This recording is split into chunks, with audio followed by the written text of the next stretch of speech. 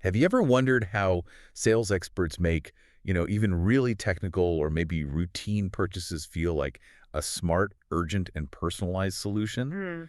Or how they turn just a simple inquiry into a major investment opportunity for you? It's a fascinating art, really. Often, as a customer, you might not even realize the strategic steps being taken. Right. Today, we're going to pull back the curtain, do a deep dive into exactly that, a comprehensive sales training. We've got insights directly from actual discussions in a very specialized industry, roofing sales. Roofing sales. Yeah. Okay. So we're talking about the step-by-step strategic and, I guess, psychological approaches these pros use, Yeah. not just to show homeowners the roof problems, but to genuinely help them see the long-term value, the value of a quality solution. Exactly. So what's our mission here today, then? Well, our mission is to unpack those specific tactics, the Mm. practical tools, and the powerful financial arguments that transform what you might see as just a typical home repair Mm-hmm. into something that's well understood, smart, and frankly, often urgent. Think of it as like a shortcut to being well informed about the subtle but really effective art of communication and, value proposition. Okay, let's unpack this. We're starting with the foundation, right? And it seems like a big one. Effective sales isn't interrogation. Not at all. It's about building genuine rapport, Yeah. making your questions feel natural, logical, just part of a friendly chat. Precisely. The training really hammers this home, those direct kind of confrontational questions like, why did you call? Or, so what's wrong with your roof? Yeah. They immediately put the customer on the defensive. It's almost guaranteed to create resistance right away. So, okay, if you can't just dive right in with the problem, how do these sales pros pivot? How do they make it a more natural, engaging conversation? Give us an example of one of those spinning questions. Absolutely. Instead of the direct stuff, they use what they call spinning questions, or sometimes just relatable anecdotes. Yeah. So imagine a homeowner mentions, say, their new deck. A smart salesperson might jump in with, oh, what a coincidence. I'm actually in the market for a new deck myself. Who did yours? How did that whole process go? Ah, I see. It creates a reason to ask more questions. Exactly. A natural, logical reason to ask follow-ups about the home, their experience, without it feeling like, the third degree. That makes so much sense, finding that common ground first. I heard they even have examples like if a customer retired from Walmart, Yeah. they might say, oh, my uncle retired 10 years ago. Or if What? they worked at U.S. Steel, my mom works at U.S. Steel, waiting to maximize her pension, I bet they took care of you with a great pension, right? Exactly. It makes the conversation flow. It's not a Q&A session. Yeah. And this approach helps the salesperson sound, well, unique, different from competitors who often just walk in and immediately ask, so how many other bids are you getting? Which you can imagine puts you, the customer, right on guard. So this strategy, building connection and context first, it can really transform any conversation you have, personal or professional, makes interactions much more comfortable and productive right from the start. Okay, so once that initial rapport is built, the conversation's flowing, Yeah. how do they then bring in the tech? Yeah. How do they leverage modern technology to, back up their insights and offer precise solutions? Right, that's where tools like the Hover 3D model come into play. I agree, yeah. Its powerful software helps get incredibly accurate measurements, which, is absolutely crucial for pricing. Mhm. But just having the tool isn't enough. Knowing how to use it optimally is really key. So what are some of those practical tips then? How do you use it effectively? Are there specific angles or like must-get shots they teach the reps? Oh, yeah. They emphasize getting multiple perspectives. For instance, always use your phone camera, better quality than an iPad, usually then transfer the photos over for the Hover software. Okay. And a core technique is getting opposing corner shots. The posing corners. Yeah, it means capturing 3 corners in the viewfinder at once, the closest one and the 2 furthest away. That, plus other key angles, front, right side, back, helps the software build a really robust 3D model. Yeah. It's all about giving the software enough visual data so it doesn't run into errors. And what happens if the software can't generate a model? Because, tech hiccups happen, right? Yeah, Especially out on a job site. that's a great point. And it does happen sometimes. If Hover can't generate the model, the sales reps get an action required email. Mm-hmm. It prompts them to take a quick hand measurement of something easy to quantify, like a specific wall or maybe the garage door. Okay. The key takeaway from the training here is they absolutely cannot ignore those emails. Getting that price to the customer quickly is paramount. Right. And these quick fixes ensure that happens. And for connectivity, if cell service is spotty, simple. connect to the homeowner's Wi-Fi, or maybe create a hotspot from another device, like their phone to their iPad. Manual measurements are truly a last resort, like Right. 0.0001% of cases, tiny fraction. That really highlights how, even with advanced tech, you've got to understand the practical limits Yeah. and how to optimize its use. Absolutely. It's not just about having the cool gadget, but knowing how to troubleshoot it in the real world. Fail on the head. Okay, now here's where I think it gets really interesting. Uncovering the real need. Because homeowners, maybe like me, often see a new roof as just a commodity or an expense you can put off for ages.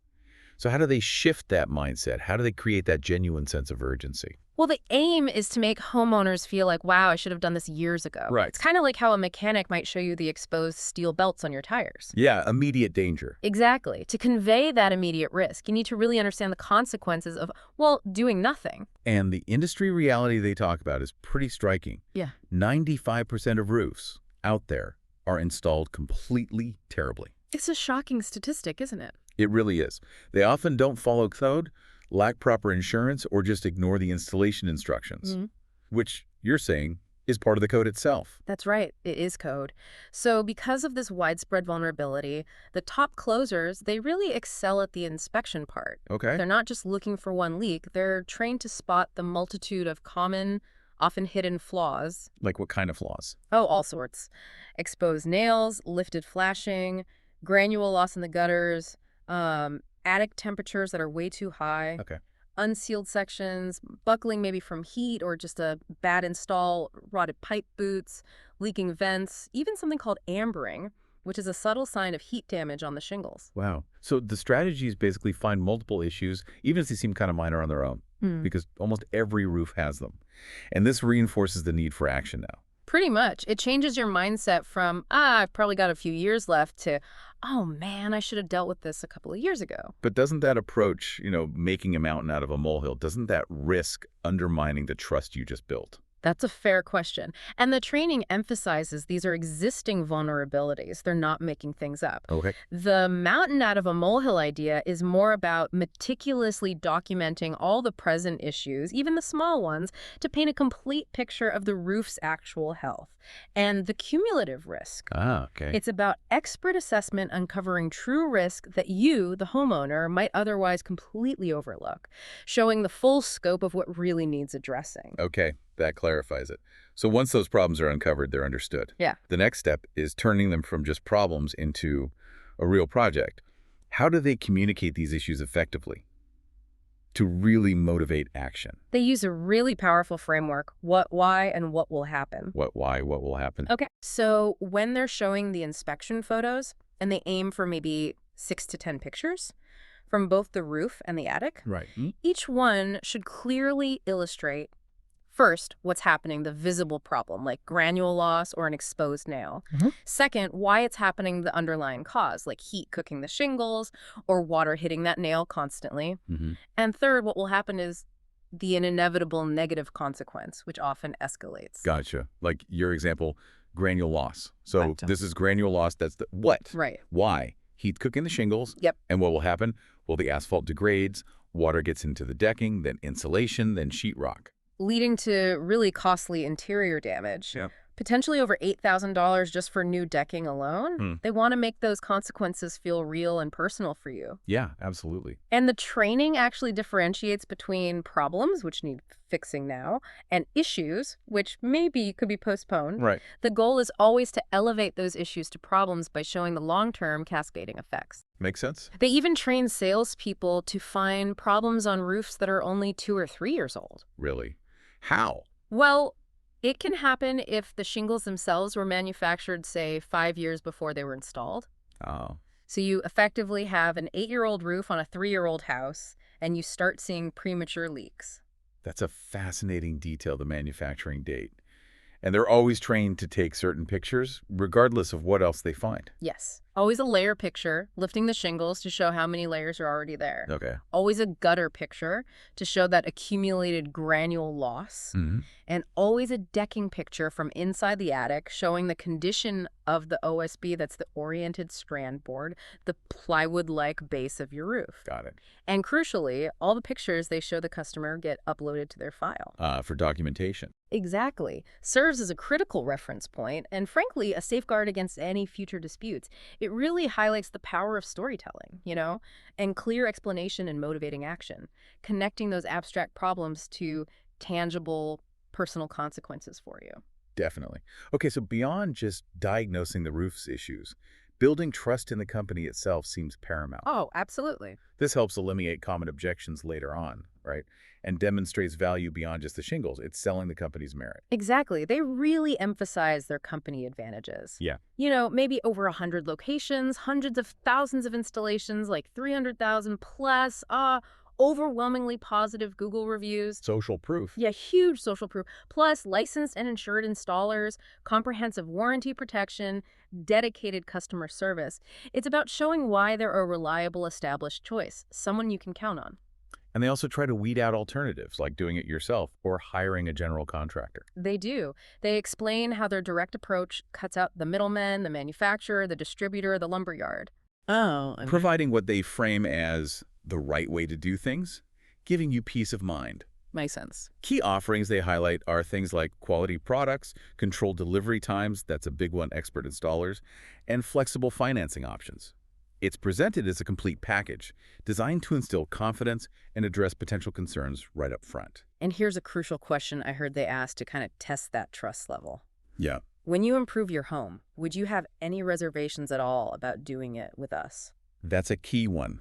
A no confirms that trust is there, allows the process to continue smoothly. Right. But a yes, that means there are still unresolved concerns they need to address right then. Before moving on. Exactly. It prevents those common objections like, I need to do more research or I need to shop around, from derailing things later when you get to pricing. Smart. That really illustrates how a strong reputation and just being transparent about your value proposition are essential for success in any client-facing business. It's about preempting doubts and solidifying that confidence before you even talk numbers. Couldn't agree more. Okay, this next part feels like a real game changer. Shifting your perspective, the homeowner's perspective, from seeing a roof as just an expense to seeing it as an actual investment with tangible financial returns. It's a complete reframing. The training heavily emphasizes cost versus value, or sometimes cost versus price. Okay, what's the difference there? Well, cost is what you spend repeatedly over time on temporary fixes, patching things up. Price is the one-time investment in a permanent solution that actually pays you back in the long run. Okay, I get it. And they lead into this with questions like, most customers agree their home is their largest investment. Would you agree? Well, yeah. And maybe doing the same thing over and over again, patching that leak every year, that would be the definition of insanity. All right. They're getting you to agree to these foundational ideas first. Exactly. Before they even mention numbers. Then, when presenting the price options, maybe an entry level, a mid-range, and an elite system, they focus on the quality, the warranty, the service first, not just the raw price tag. They strategically start by discussing the mid and elite levels. What's that? To set a higher value perception before they even mention the lowest cost option. Anchoring, essentially. Clever. And for the price itself, how do they break that down? They connect it back to the specifics, measurements from the hover tool, the grade of roofing material, like a premium architectural shingle versus just a basic 3-tab. Okay. Labor costs, making sure to mention it's for licensed, bonded, insured professionals, and also the roof's complexity, a simple ranch roof versus a complex mansion layout. Right, all factors. And a key selling point is what they call the return factor. The return factor. Yeah. A quality, permanent roof, one designed to last significantly longer, maybe 3 times longer than conventional options, offers a strong return on investment. Well, while a basic entry-level roof might not offer much financial return, a premium roof can potentially lead to a 40–50% recoup of its cost within the first year alone, Wow. with the full impact really felt over 3 to 5 years. And they even have a financial example, right? It's about a $30,000 roof on a $250,000 home. Exactly. With the home appreciating at, say, 6% annually, their analysis shows that the homeowner can actually start making money on that investment within about 5 years, even factoring in loan interest. How does that work? It's a combination of the roof adding direct value to the home's appreciation, plus potential insurance savings from having a newer, better rated roof. Interesting. And they wrap it all up by reiterating something like, so, a one-time investment in a permanent roofing system would be a wise investment for your largest asset, wouldn't you agree? Yeah, that framing is powerful. It really is. This whole segment offers a potent framework for evaluating any major purchase, really, encouraging you to think about long-term value and ROI, not just the initial sticker price. Definitely something to keep in mind. Okay, finally, let's dive into the products themselves. How does understanding the specifics, like metal versus fiberglass, become a sales advantage? It seems critical for tailoring the right solution for the homeowner. Oh, absolutely critical. When selling metal roofing, for instance, the experts don't just say it's metal. They'll explain its composition, maybe talk about the zinc alloy coating that makes it 100% rust-proof, Okay. and its impressive durability, like how it's tested to withstand maybe 8.5 inches of rain per hour at 28-mile-per-hour winds. Specifics matter. But they also have to explain the limitations, right? I think you mentioned pitch earlier, the steepness of the roof. Exactly. That's a key consideration for metal. Its effectiveness, and even if it can be installed, depends heavily on the roof's pitch. So different styles have different requirements. Precisely. Certain metal stampings, like Pacific tile and shake styles, are the only ones that can go on a lower 312 pitch. And even then, it must be a full tear-off of old layers. Good to know. And metal just cannot be installed on slopes lower than 312, like a 212 or 112 pitch. Other styles, like granite ridge or barrel vault, need even steeper pitches, like 412 or higher. And that granite ridge style had something unique about gutters. Yeah, that one specifically requires detaching and resetting the gutters because of its interlocking system, which means an extra charge. Details like that are crucial. Definitely. And the insurance discount for metal. Right, that's a big selling point.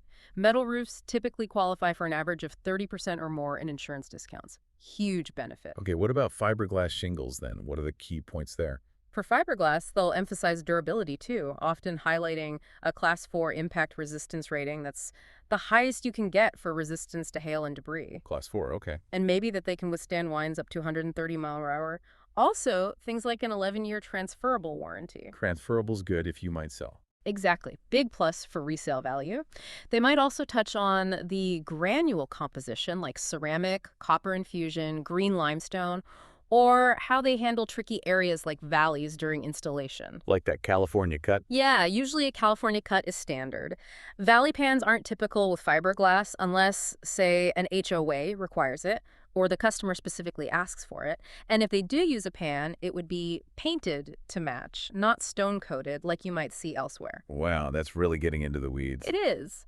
But this detailed breakdown shows how the right solution depends not just on general knowledge, but on a deep understanding of material science, installation methods, even local rules like HOA regulations. Right. For the salesperson, this knowledge isn't about becoming a roofing engineer overnight. It's about gaining the confidence and credibility needed to tailor the perfect solution, address your specific concerns, and ultimately close the deal by demonstrating true expertise. So wrapping this all up, what does this really mean for you, the listener?